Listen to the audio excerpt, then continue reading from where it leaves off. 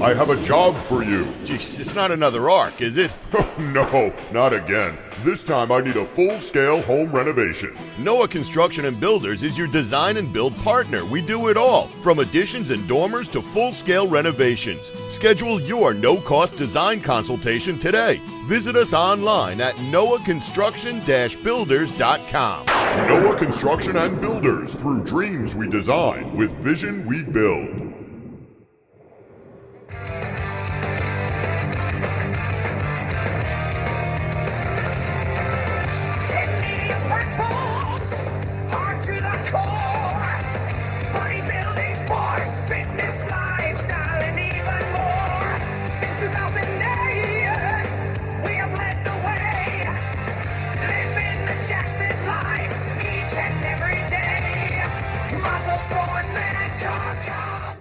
Welcome to Muscle Sport Media Live, WGBB Radio, 95.9 FM, 1240 AM. I am your co-host, Joe Pietaro.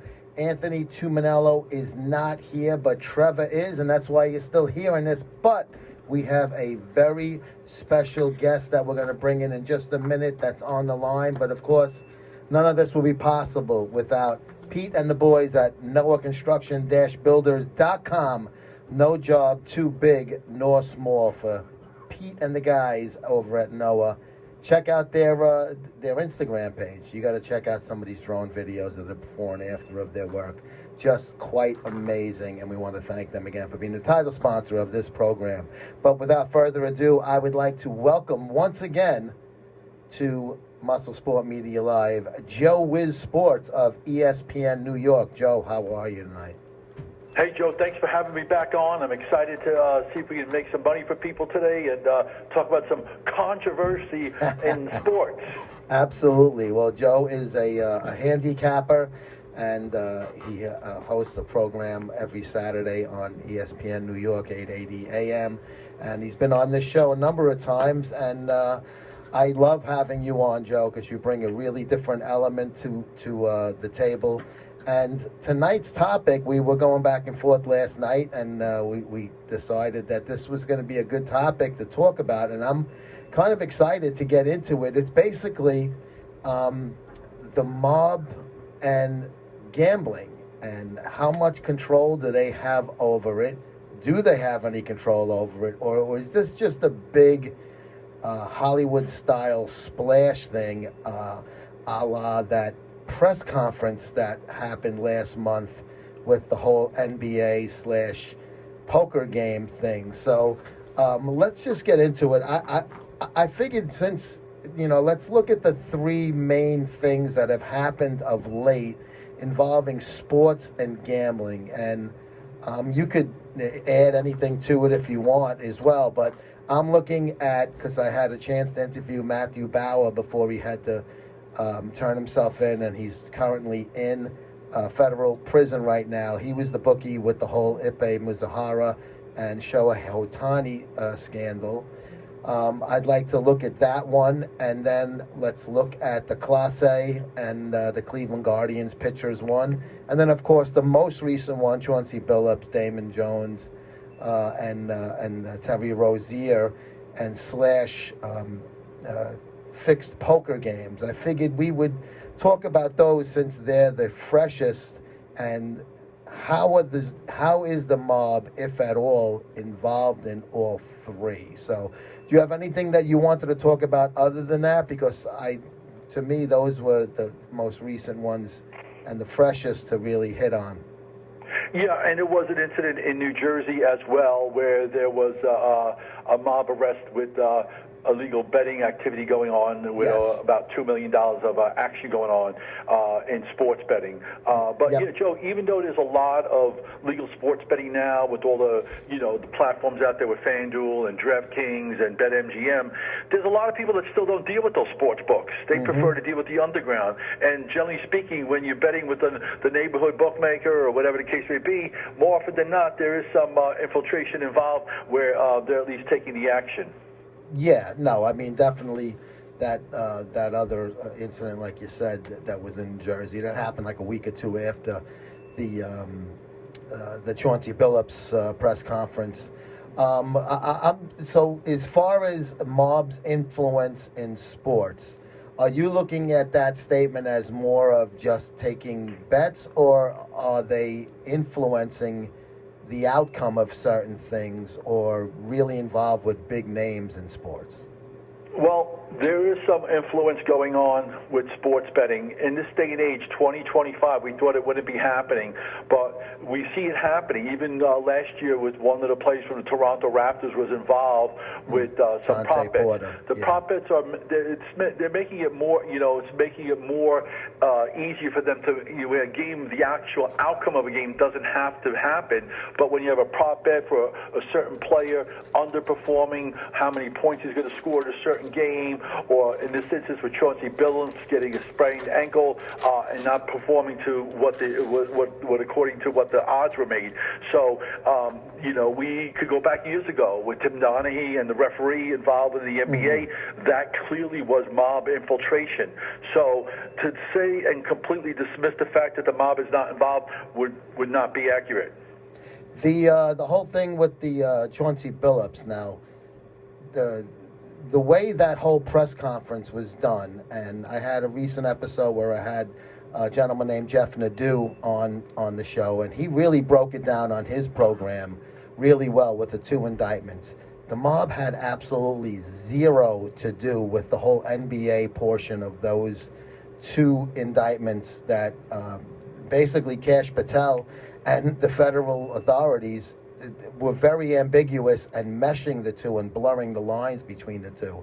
One had nothing to do with the other. The only involvement that had any alleged organized crime was basically a high-end marking the deck poker scheme.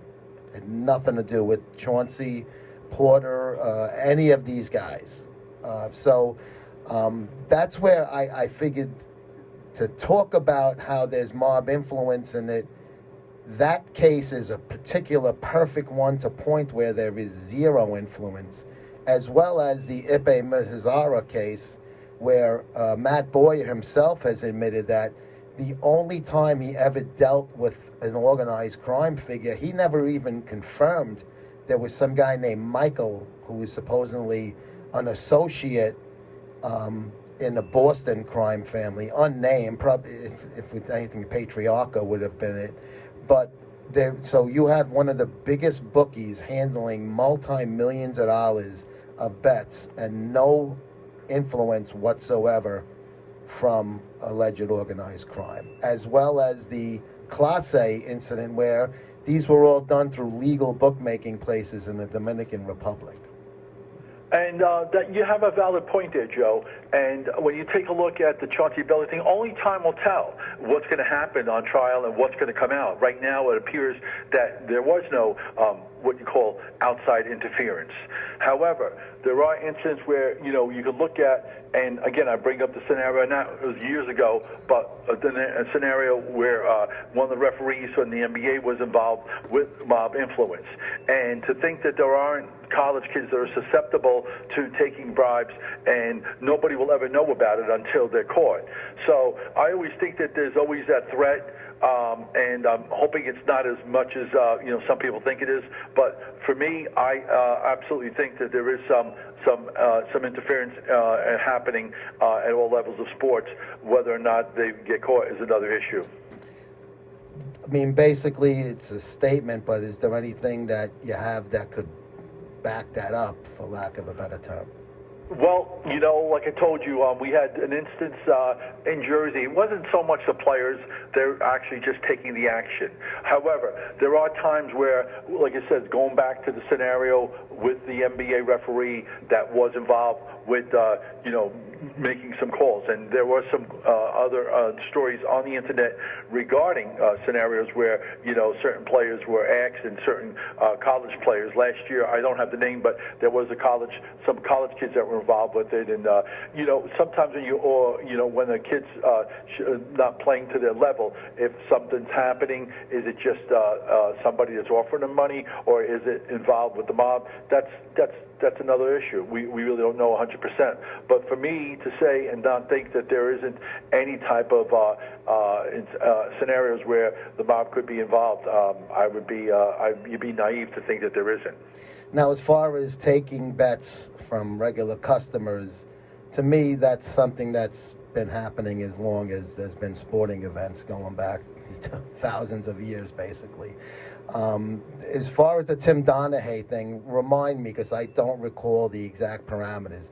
I know he was a heavy gambler and he got into debt. Was he paying off debts by, fixing the calls for certain people? Well, there were times where the referees were threatening him with bodily harm, and I think at one point they did attempt to. I think they did use some physical alterations on Tim for him to cooperate and make the right call. That's as far as we know it, and obviously he was banned from the NBA. But yeah, that was one instance where we do know the mob was involved 100%. Okay, because I don't recall the details of that. I know it was he was making calls and stuff like that. I didn't really know too much of the history, but I know you said that you've spoken to him many times. So you would have more of a knowledge base with his situation than I do. And I believe he wrote a book. I did not read it. So with that, it says what it says. As far as these things, though, to me it seems that prop bets have made it very simple and very easy for athletes to do these things amongst themselves and their friends without any influence from anybody. Because if you remember in the old days, as far as illegal under-the-table gambling there was no prop bets, there was no point shaving, there was basically win-lose, under and over, and the only parlays per se were really the ones on the football sheets, which are nickel and dime things where you had to hit 4 or better to be a winner. So do you think that because they have these legal app prop bets and under and over points and stuff like that for the player, I'm talking about, not the total of the game, I should clarify that, and I meant it was for the particular player. And this is where Jonte Porter and Terry Rozier got themselves into hot water, is by letting people know to play the under on them and then pulling themselves out of games. Do you feel that it's just become a totally like Wild West kind of thing where there's no need for a bookie anymore? These apps are the bookies. Well, there we are, and like I said, but yeah, the prop bets have made it easier to fix certain scenarios where a player underperforms, overperforms, because it doesn't have to actually determine the outcome of a game, which sometimes might be a little bit more difficult to do because it's a team sport. But when you have an individual that just needs to, for instance, if you have a certain player, and I don't want to bring up any players, but just a certain player that's averaging 26 points per game, and then the prop bet on that bet for that day is, hey, this player is over/under is going to score 25.5 points. So, sometimes a scenario like that, when a player doesn't play that well, like a Chauncey Billups, where they have a sprained ankle, where they really don't have a sprained ankle. Yeah. There are scenarios where they can take away, and no one's going to question it. But now, anytime somebody has a player, and you see, there's multiple athletes out there that say that they're getting verbally abused at games, during baseball games, yeah, because they're not delivering on their props that they bet on. People are more involved with the betting aspect of it, and they're taking away from the actual experience of being at a game and being a fan. It's no longer being a fan. It's like, hey, some baseball stadiums, I know in D.C. they have, you can actually make the bets right at the game. So, hey, yes, let me go play on this pitcher to go 6 innings. If this pitcher doesn't go 6 innings and his pitch count is very high, then you win your bet. It's obviously a multi-billion-dollar industry. You see, FanDuel is basically it's taken over what used to be the Fox regional networks and then was Bally's for a little while, on cable. It's now FanDuel TV, and comment aside from what we're the topic, they're brutal at the announcing and the sound and balancing the sound. You can barely hear the guys talking because the crowd noise is too loud, or vice versa. And it's just they've taken over because they have the power of the money now. So with these things being done at the stadiums, like you're saying, it makes it so easy for a player to, like, even, the Jones situation where he was just buddies with these players and letting his friends know, hey, we didn't announce it yet, but the two big guys aren't playing tonight. So everybody that was taking the Lakers, now all of a sudden you're going to have heavy underdog betting from these people that are in the know. And all of this has nothing to do with the illegal bookies or the mob bookies or any type of bookie at all besides the FanDuel thing. So to me, it looks like it's almost cut into what used to be a monopoly for betting by certain groups that were illegal. How do you feel that these prop bets have cut into what these guys used to make a lot more money at? Well, yeah, the prop bets, are definitely more prevalent on the big betting platforms like a FanDuel, like a DraftKings, like a BetMGM. And you brought up FanDuel TV, but also FanDuel TV has taken over horse racing. I'm an avid horse racing fan. I know you like horse racing as well, Joe. Mm-hmm. And TVG is no longer TVG. It's FanDuel Racing, right? So you got to get used to that. There's some horse racing tracks named after FanDuel. Yes. And most of these horse racing tracks all over the country aren't even surviving without the sponsorship. You go to the Meadowlands. FanDuel right now is keeping the Meadowlands open. I've met the Meadowlands almost every week. And, if it wasn't for FanDuel, the horse racing aspect, the harness racing at the Big M probably wouldn't be alive right now. Yeah. But getting back to it, the prop bets definitely do. Back in the old days, when you used to bet with the local book, like you said, it was pretty much straight up. You bet the straight bet, you bet the over-under, or you bet the parlay, and the books don't like when you bet parlays. I talk about that all the time. Parlays are for suckers. And the only chance you have of winning or betting individual games, but people don't look at it that way. Everybody, even this day and age, I stress it on my show every week on ESPN New York, not to bet a parlay, but people want it, even though it's a high-risk bet. I tell people to stay away from that. But the prop bets, I generally like to stay away from them, Joe, because the more action you have, the less likely you are to win. So if you're betting on a player to score this many points, one player to get rebounds, and then the first half, and then you're betting live on an impulse bet, you're playing right into the bookmaker's hands, because the more bets you bet, the less likely you are to win. 100%, absolutely. This portion of Muscle Sport Media Live is brought to you by Angie's Empanadas.com. Two-time Best of Long Island winner. Their food truck has built a loyal following across the island. Traveling to events and farmers markets, owners Angie and Mo bring their mouth-watering flavors to hungry customers. Their commitment to high-quality, local sourced ingredients has made them a must-try favorite. Friday, Saturday, and Sunday at a local festival or market. Check out their website, Angie'sEmpanadas.com, or their IG, Angie's Empanadas of LI, LLC. Find out where they'll be next. Even though it's cold out, there are food trucks that are out there. Find out where they're going to be, or if you're having an event, maybe you want Angie and Mo to be at your event. So check them out and give them a shout. Talking a little bit about the recent the Chauncey Billups press conference. I'm sure you watched it and read about it and stuff like that. Do you think that was done to be ambiguous for the layman to look at something like that and say the mob is paying off a head coach in the NBA to throw a game? There's a lot of conjecture out there right now, Joe. We don't know. You only get whatever you hear about on the media. So this one's saying one thing, the prosecutor's saying another thing. So when it all plays out, we'll find out what it is. But, usually when there's smoke, there's fire. How much of an influence the mob had on it, we don't know. And we won't know until everything's done. But usually when they have scenarios like this, there had to be some kind of some sort of mob influence.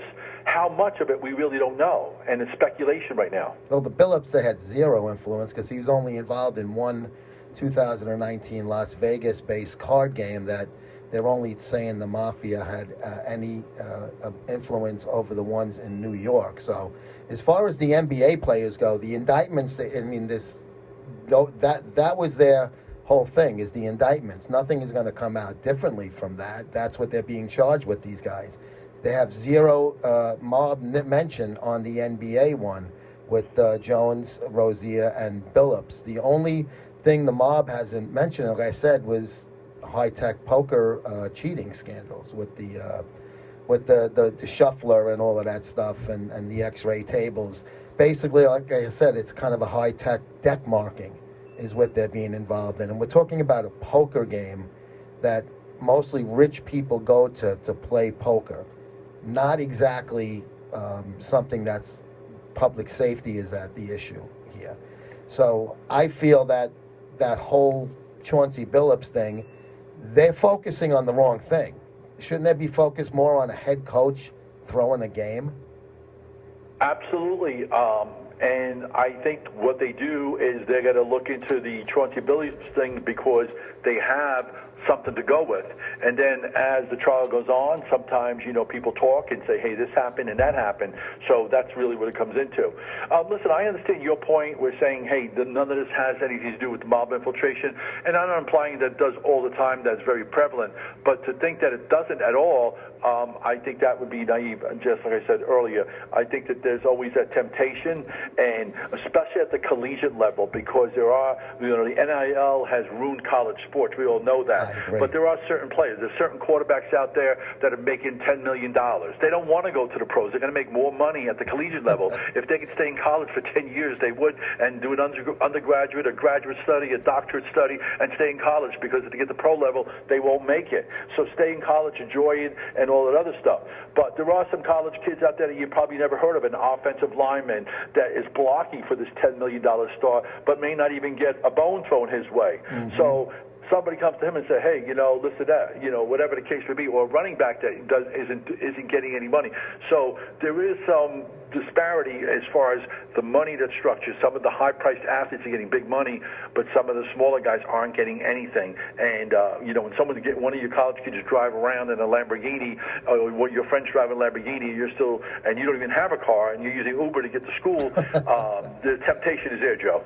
Yeah, temptation's there, but I guess until there is some kind of case where there's actual proof of, X, Y, and Z happening, we can only go by face value and what the indictments and what the actual charges are. And the charges say what they say, and they're two different animals, really, if you will. There was, the basketball indictment and then the poker indictment, and one dynamic's the other. This isn't the only. This isn't. In a year from now, we're going to hear about other stories. Okay, there's going to be other stories developing, of course, and we're just not going to who gets caught and what doesn't happen caught. But I can assure you, in next year, the year after, there's always going to be some sort of stuff going on with sports betting and people getting paid off.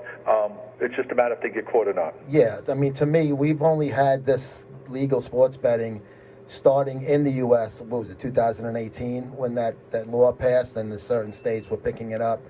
And you've had, and we'll look at all of the scandals that have just blown up in the few short years since then.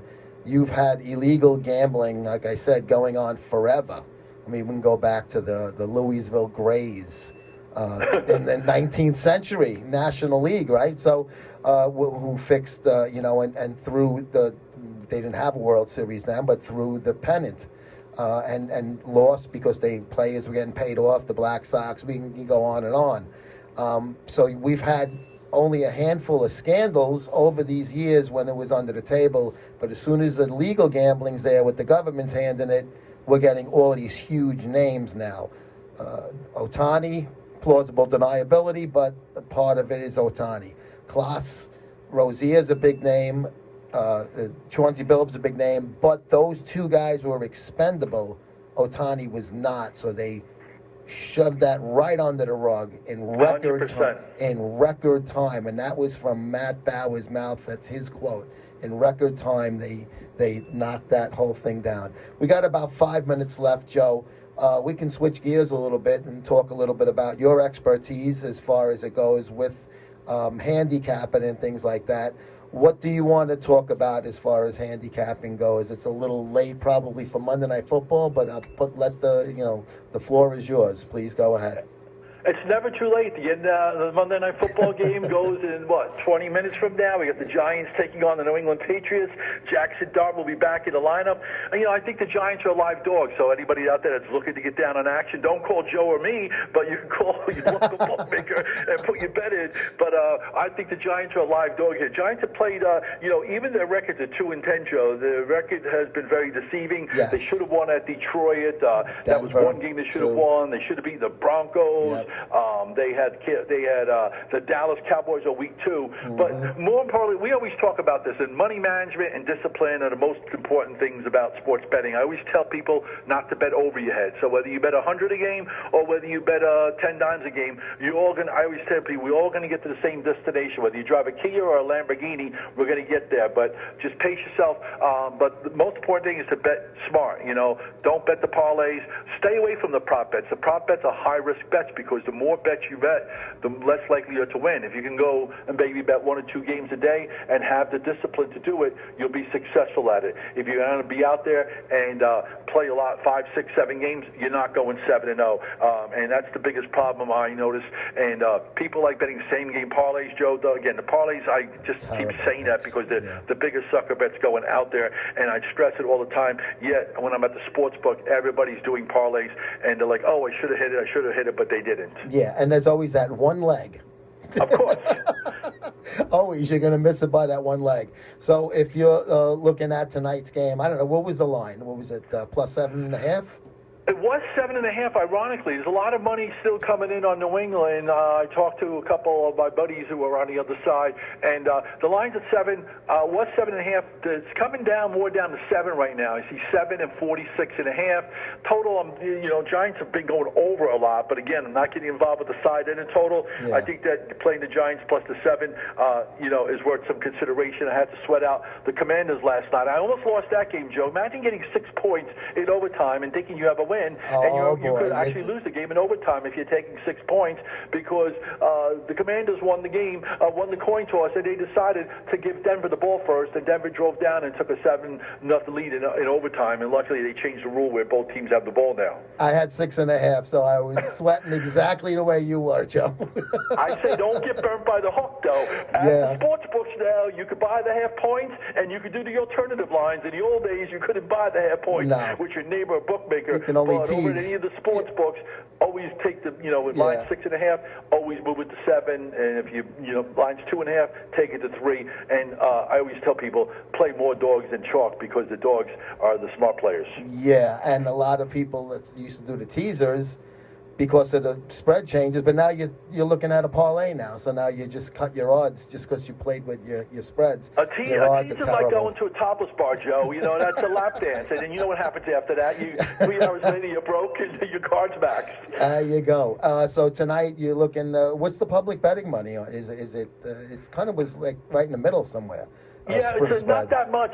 There is more money on New England, but not overwhelming. It's about 60-40 right now on New England. However, the line was 7.5. It's pretty much a solid 7 now. I see 1 or 2 places over at Pinnacle, but Bovada online has 7. A couple places have 7. So it's a mixture of both. I think you're getting 7 with the Giants, and I think it's it's worth some consideration. Definitely, Joe. Give the plugs out there. We got to go in about 30 seconds. Where can they find you? Just follow me on Instagram, Joe with Sports, or if you like X Better, you can hang out with Elon Musk and myself.